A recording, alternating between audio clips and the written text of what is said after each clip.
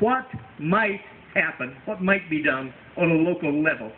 And he said, boy, there's so many things that could be explored and so many things that I think we could do in rural America here in Mount Hope. And we all agreed that everybody should start taking a look at what that might be. And Professor Weaver came up with this one. Professor Weaver.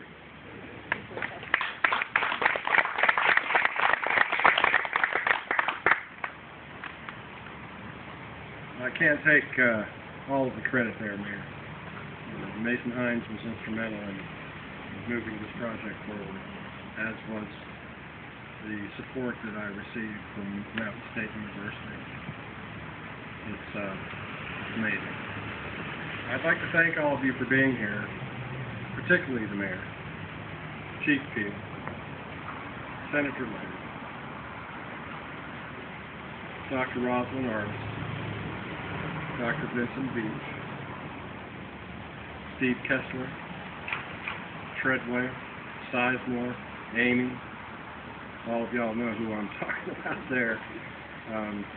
All of you have supported this effort in its concept, in the inception of it. And the list goes on. Amy Nybert, by the way, is an MSU graduate that is the first civilian CSI in the state of West Virginia.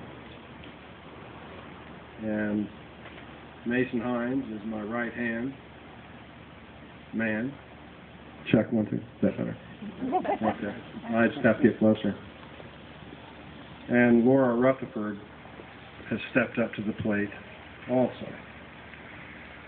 There are many more people than I've mentioned tonight that have assisted in this process. There were legal issues, there were contracts, there's DOJ oversight and compliance. But all of you, probably most of you, including the City Council of Mount Hope, have made something really happen. So far, in the last several months, these students have processed 54 cases, 554 pieces of evidence, and they have developed 624 suitable latent prints from crime scenes in this county. And there are over 50 identifications. Some of those are bad guys, and a lot of those are victims. But as we move through the physical evidence, we have to eliminate Grandma and Dad and the kids' fingerprints, and what we have left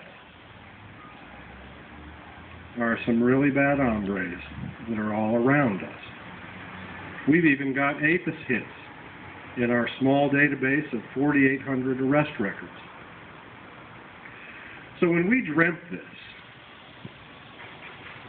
into what it could be, I never, in my wildest imagination, thought that they would do this.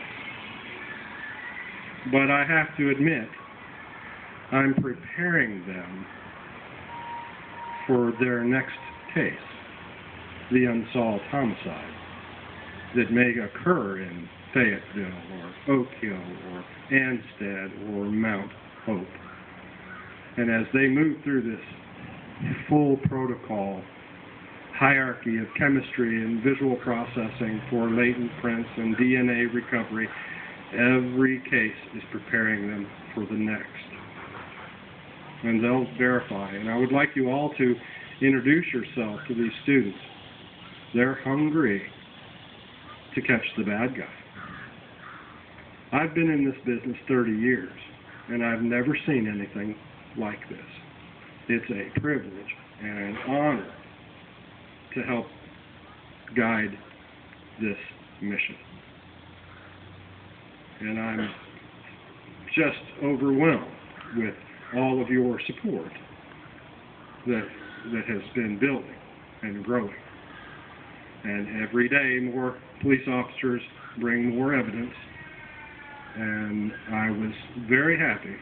A few days ago, one of your deputies brought in a arson case, and Mason and Laura had the suspect identified in less than an hour. So we can do it. You're responsible for this, and they're learning and preparing for their certification. So we can continue, and we can grow this. There will be additional funding opportunities. There will be opportunities for the MSU bridge to grow